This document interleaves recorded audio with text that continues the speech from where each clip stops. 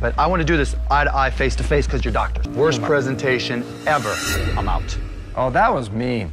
Targeted advertising is how you're going to make your money. Within a secure environment, you're going to do targeted advertising. Not going to happen. Mark, I just think you're being a bully. I mean, they might be misguided. Okay, I am being a bully. Then they deserve to be bullied. It's hurtful to watch you. I would have to agree with Mark. I think it was the worst sales presentation I've heard. Do you scream bloody murder? Do you kick the washer dryer? Well, I have a solution. Throx. 3 socks. They could crush you like the vampire cockroach you are in 2 seconds. You have no sales. You don't even have a 0.001% share of this market. First and foremost, it's a show about business and making good business decisions. The sharks will always put their interest first, and if they think their time is being wasted, they'll rip the people in front of them to shreds to get to the next person. We'll show you some examples of this, but before we do that, go ahead and do us a favor by leaving a like on the video, subscribing to the channel, and hitting the bell icon so you never miss an upload from us. And with that being said, let's get straight into the video. Number 5, the Throx Guide. Next into the Shark Tank is Edwin Heaven, who believes he has the solution to an age-old mystery. Hello, hello, hello. I'm Edwin Heaven. I'm the creator of Throx, the cure for the missing sock. First, we have a man who felt that he had the best idea in the world, Throx. Throx was very simply a batch of 3 socks versus having 2. And I'm asking for $50,000 in exchange for 25% equity. Thus, if you lost a sock, you wouldn't have to go buy another set. The sharks likely were thinking this man was at least a little clever. Let me ask you, what do you do when you lose a sock? Do you scream bloody murder? Do you kick the washer dryer? Well, I have a solution. Throx. 3 socks. Things got cruel though when the sharks wisely pointed out that this wasn't a marketable item in any meaningful way, because it's not something you can get the rights to. Edwin, I wonder, is this a real product or is this a cute gift item that my wife is going to buy one time for our kids? Kevin O'Leary went so far as to say that if you were to get any market share from the established sock makers, they could crush you like the vampire cockroach you are. They could crush you like the vampire cockroach you are in 2 seconds. You have no sales. You don't even have a 0.001% share of this market. He was the first shark to bow out, and the other sharks followed because they knew there was no market for such a product. I can't see you ever making money with this, so I'm out. Edward, I'd love to buy 1 or 2 for Christmas and get a smile on someone's face, but I don't see it as a repeat sale, so sadly I'm out. Number 3, Rolodoc. Next up are 2 doctors from Tucson, Arizona, with an idea to innovate communication in the medical field. Here's one that got a really cruel response from a certain shark. Mark Cuban hated the Rolodoc presentation so much that he actually got up and shook the hands of the co-founders, brothers Richard and Albert Amini. But I want to do this eye to eye, face to face, because you're doctors. Worst presentation ever. I'm out. Oh, that was mean. Ever. You guys should be smart enough to know. You didn't show us any of the social media. You showed us profiles and talked to us about email. They asked for $50,000 for 20% of a social network for doctors and their patients. Cuban felt the brothers' pitch wasn't for a real service, let alone a real business, and was merely a mock-up of an app accompanied by non-stop strings of buzzwords. Targeted advertising is how you're going to make your money. Within a secure environment, you're going to do targeted advertising. Not going to happen. Within just physician to physician, which has a whole different set of security issues than communicating with patients. But you can target the physician. He told CNBC later on, typically I don't like to be mean to entrepreneurs, but these were 2 doctors who I think thought they could just snow us and mislead us into thinking that because they're doctors, they're smarter than all of us. Mark, I just think you're being a bully. I mean, they might be misguided. Okay, I am being a bully. Then they deserve to be bullied. It's hurtful to watch you. I would have to agree with Mark. I think it was the worst sales presentation I've heard. It's not hard to see why Cuban railed so hard against this. Was it really the worst Shark Tank pitch ever? That's for you to decide. Number 4, the sticky note holder. Hello, my name is Mary Ellen Simonson.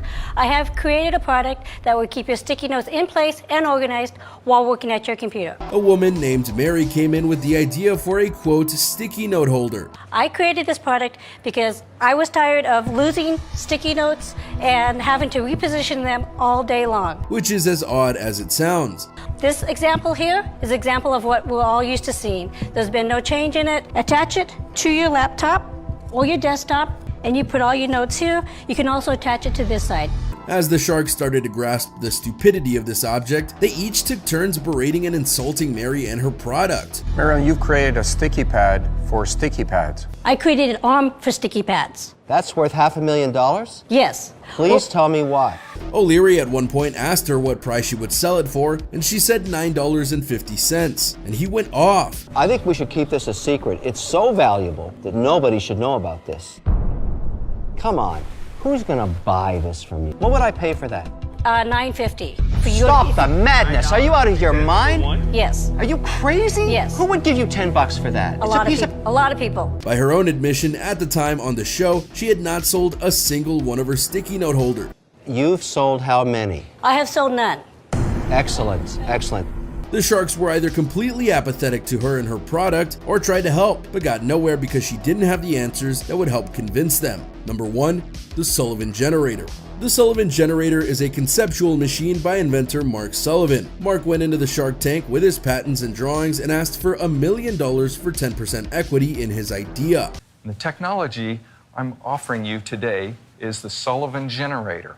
For only $1 million, I am offering 10% of my generator. A somewhat standard pitch from that standpoint alone. But the sharks were about to get a big slap of reality once he explained what his machine did. This is an electric generator which harnesses the spin of the earth. It works by taking in salt water, it processes the water, and leaves behind the mineral precipitates. Sullivan claimed his generator, if built, would use the Coriolis effect caused by the Earth's rotation to create electricity from salt water or industrial wastewater. Where the Coriolis effect spins this into a hurricane, which drives the turbines, which makes electricity. The water would undergo a desalination process where it's turned to steam. Sullivan says the machine would then create a steam vortex powered by the rotation of the Earth. This controlled hurricane would turn turbines that would produce electricity. Sullivan claims that aside from generating cheap Earth-driven power, the Sullivan generator would also make clean water as a byproduct. The waste products are the mineral precipitates, manganese, and gold, as well as mineral deposits including gold. The sharks immediately called out his lies because they knew there wasn't any real science in what he said. My BS meter is going through the roof. It's going bing, bing, bing, bing, bing, bing, bing. I'm out. What's more, he had never made his device to prove it did what he said it did, thus no deal. Number 2, tycoon real estate. Hi Sharks, my name is Aaron McDaniel from San Francisco, California, and I'm the CEO of Tycoon Real Estate. I'm seeking $50,000 in exchange for 5% of my company. Tycoon Real Estate founder and CEO Aaron McDaniel pitched his real estate crowdfunding service as a way for average people to invest in real estate. For literally hundreds of years, the most proven way to consistently build wealth has been through investing in real estate. Unfortunately, traditional real estate investing is difficult, intimidating, and expensive. For those who don't know, crowdfunding is the process of getting regular people to fund a project or do a deed. Sites like Kickstarter, Indiegogo, and GoFundMe are examples of this. It's a proven service, some scams by the people who use them aside. Not a fault of the product, just the people. People to invest in real estate for as little as $1,000. I hate it. I'm out. Wow. I smell jail time. But to do something like this with real estate, that's tricky at best. Sure enough, he failed to convince the sharks that it was a safe model and that he was someone to be trusted with money. Mark Cuban yelled that the idea was scammy, Barbara Corcoran thought it was spooky, and O'Leary, who was actually interested in making a deal, asked McDaniel if he had a criminal record. How do I get my money back? How do I get the return? Boom, boom, boom. Give the guy a cigar. So, I mean, ultimately, this is a business to scale in a big way. You know you've done something wrong if the sharks think you're a criminal in any way. And there you have it, everyone. A look at the Shark Tank judges and the times that they went off on someone for having a bad idea, a scam, or something else that would have made them look bad if they had made a deal. Are you shocked by what was said by the sharks during these moments? Which ones were your favorite? Do you know another that could have made our list? Let us know in the comments down below. Be sure to subscribe, and we'll see you next time on the channel.